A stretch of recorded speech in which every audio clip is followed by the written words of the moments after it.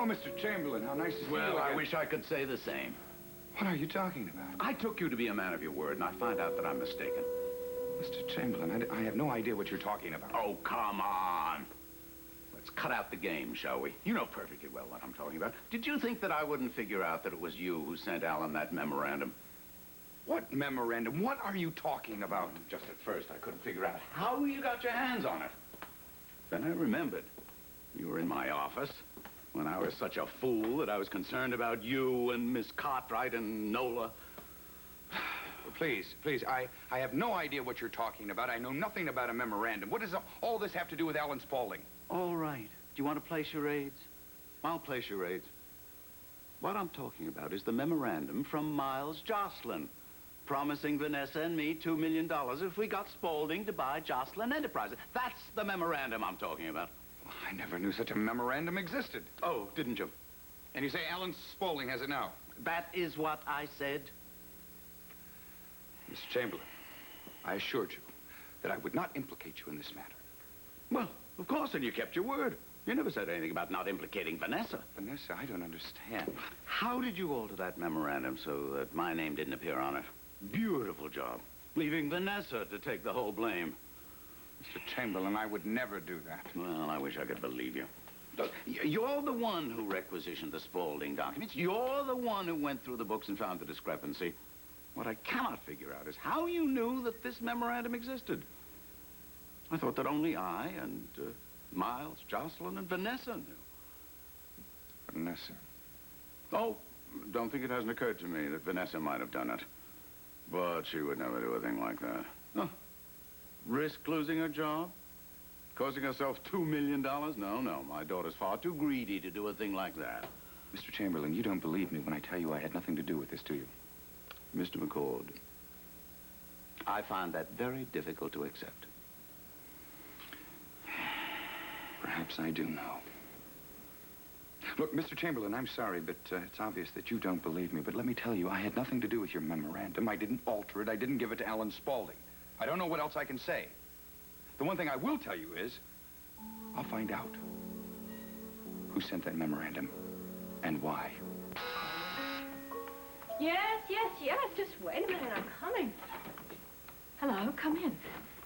Would you mind telling me what this is all about?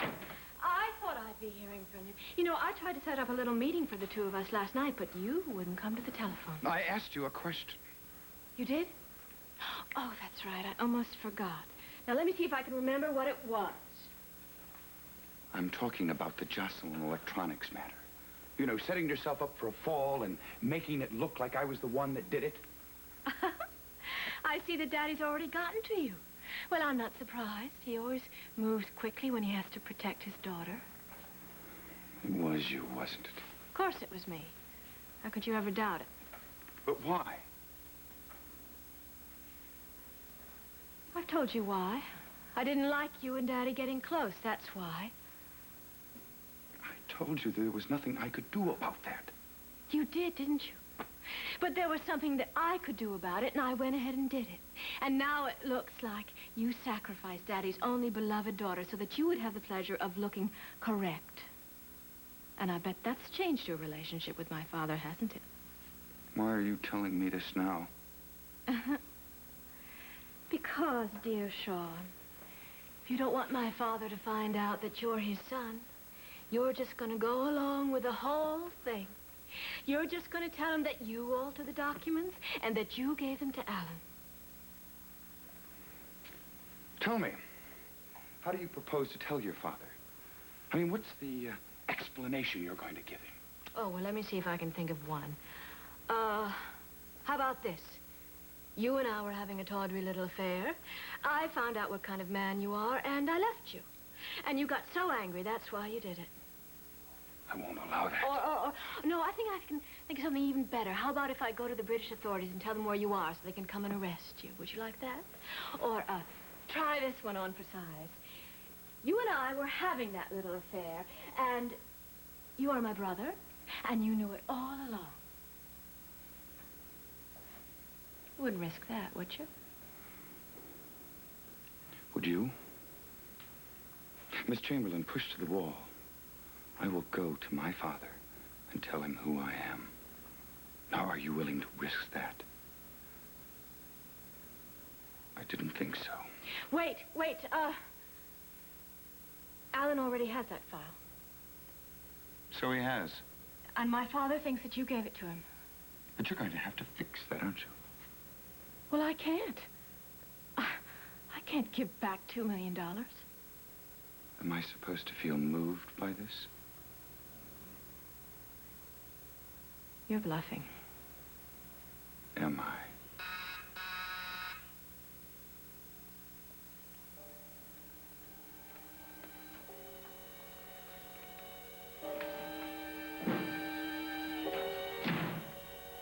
I saw Alan early this morning, and he gave me this. You are in deep trouble, young lady. Now, can you explain this to me?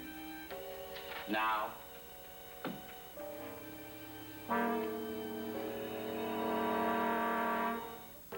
Hello again. Mr. Chamberlain. Daddy, I know just exactly what this is about. Mr. McCord was just telling me. Oh, was he? Yes, and I'm deeply distressed. Oh, so then you know that whoever sent that note to Alan wanted to protect me, but didn't mind implicating you. Well, yes, it appears that way. And who do you think would do a thing like that? Well, Daddy, now, you're not thinking that Mr. McCord could do anything like that, could you? So you're telling me that Quint McCord had nothing to do with altering that memorandum so that it implicated you? Mr. Chamberlain, Now, please, I'm talking to my daughter. Well, Vanessa? Daddy, I know for a fact that Mr. McCord could never do such a thing. How do you know that? Because I did it myself. What? Oh, Daddy, I did, but the only reason I did it was that I didn't want you to get caught. Now, you know I would lay my life on the line for you. I'm terribly sorry if it caused any friction between you and Mr. McCord. I didn't mean that. Vanessa. Why would you do a thing like that? All we had to do was give the money back, and it would have been over. It just doesn't make any sense. Mr. Chamberlain, are you all right? Oh. Of course he's all right. And I think you should be going now. Yes, of course. Goodbye, sir. Goodbye, Quentin. It seems I owe you an apology. That isn't necessary. Goodbye, Miss Chamberlain. Mr. McCord, I'd like to speak to you later, if I might. At your convenience. At my convenience, you bet. Yes, Mrs. Reardon, I understand, but tell Nola this, that I called, and that I will continue to call until she speaks to me, all right? Thank you. Goodbye.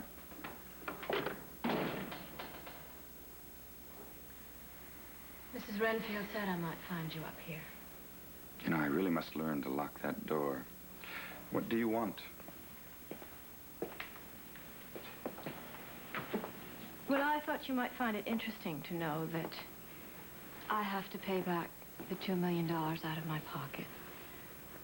And that I lost my job at Spaulding Enterprises. Does that surprise you? I don't think you heard me. I said I lost my job because of you. Because of me? Oh, no, Miss Chamberlain. You can't lay that body at my doorstep.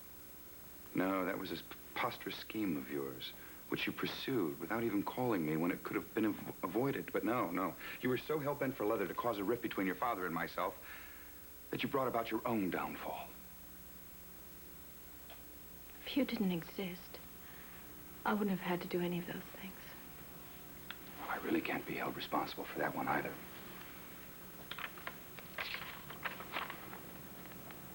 Why did you come to Springfield? Why in the world did you come to Springfield if you weren't going to tell my father that you're his son? I don't wish to tell you that. You don't wish to tell me that? You choose not to tell me that? Well, let me tell you something. I'm not finished with you, not by a long shot. I'm going to see you ruined if it's the very last thing I do.